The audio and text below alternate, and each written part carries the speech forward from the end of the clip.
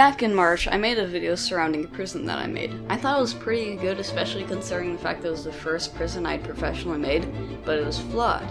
Not only was the prison too small compared to many other famous prisons, but on top of that, I managed to figure out an easy escape solution, mainly because the main bed was sitting right next to the cell, covered up by only a near netherite block. I had to fix this.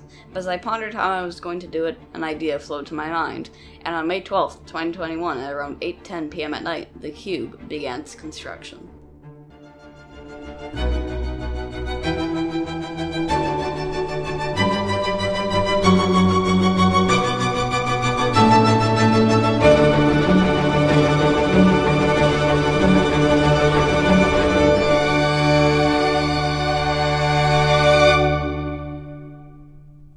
The cube is a massive prison designed to be as symmetrical as possible. While the exterior designs aren't perfectly symmetrical, the prison's exoskeleton is around 55 by 55 by 55 blocks with an obsidian lava design similar to a Russian doll. I mean, search it up if you want. Because this, breaking into the prison from the outside would take around 300 hours with mining fatigue, or just 2 weeks with your bare fist. Anyways, without further ado, let's get into the visiting process.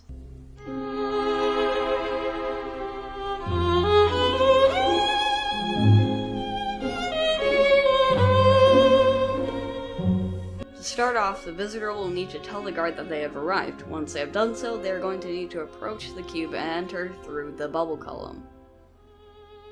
Once the visitor is at the top, they will find the guard waiting for them. Following the guard into the box at the top, they might be questioned or something, and then be dropped down into the prison itself. Once inside, the visitor will head to the left to put their items in the locker and put the key inside of their ender chest. They will probably be forced to sign a contract that I made just for fun, and any safe gifts that they want to give to the prisoner they can put inside the barrel next to the entrance. However, all gifts are inspected by the guard. Once the visitor is done here, they will be told to walk through a now opened up area protected by netherite blocks, set their spawn, and then be killed with harming potions. Once they respawn, they will be dropped down into the next section where they will be killed by the guard manually after setting their spawn. The guard will then be able to look at any of the items the visitor might have smuggled through the system. After respawning, they will be gifted with temporary fire resistance and then walk through a long tunnel with a lava floor. After doing so, they will set their spawn in a new room, and then the guard can opt to kill them or let them move on to the next stage unscathed.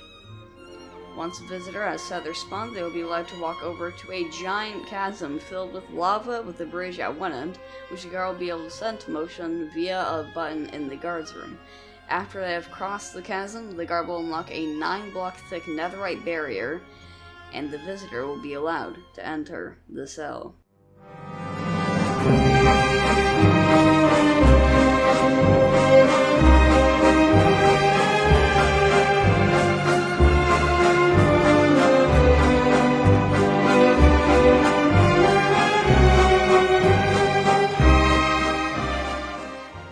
Before I get into the cell, you might be asking yourself why I'm using netherite blocks for all my doors, and the answer is pretty interesting. Netherite and obsidian take the same amount of time to mine with your fists, but netherite can be pushed and pulled by a piston, therefore creating a movable, indestructible barrier. And yes, both cannot be blown by TNT, all that kind of stuff. Anyways, the cell is designed to disallow the prisoner to touch anything but pure obsidian and a few other blocks, of course. While most of the stuff is simple, the bed lock is probably my favorite bit. I mean, look at this. Just please.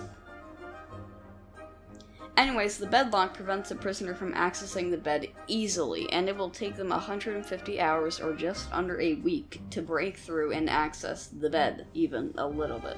Regardless, at the bottom of the cell, there's a slime block for the visitor to bounce down onto safely and then talk to the prisoner. Once their visiting time is up, they can move over to lava and be killed back to their bed. If the visitor does not decide to leave, the guard can hop into the cell and pearl out after killing the visitor themselves.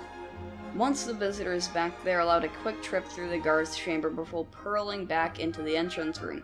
And before any of you start saying that the visitor can just turn things on and off, there's no way for the main door lock to go unnoticed, and even then, how's the prisoner supposed to reach it? Regardless, they will go over to their locker to pick up their items, and then finally pearl onto the top of the cube and exit through another bubble column elevator. The visiting process is complete.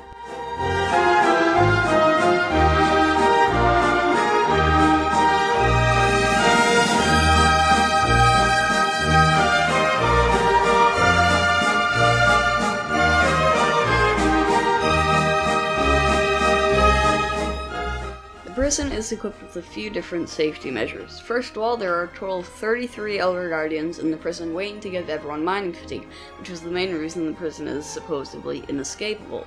On top of that, if we get into some mannerism of roleplay, the guard should never log off and should always be able to prevent the prisoner from escaping and to monitor the visitors. However, the guard will have the actual ability to always see the prisoner and or visitor using a composter glitch, and if that wasn't enough, everything surrounding the cell is covered in obsidian and ensuring that the cell is truly unbreakable. I started off this video to make the idea that the prison was really good but very escapable, but as I was writing script for this video, I realized I might have finally achieved my goal to obtain a legacy. I believe I may have created a truly inescapable prison, once and for all.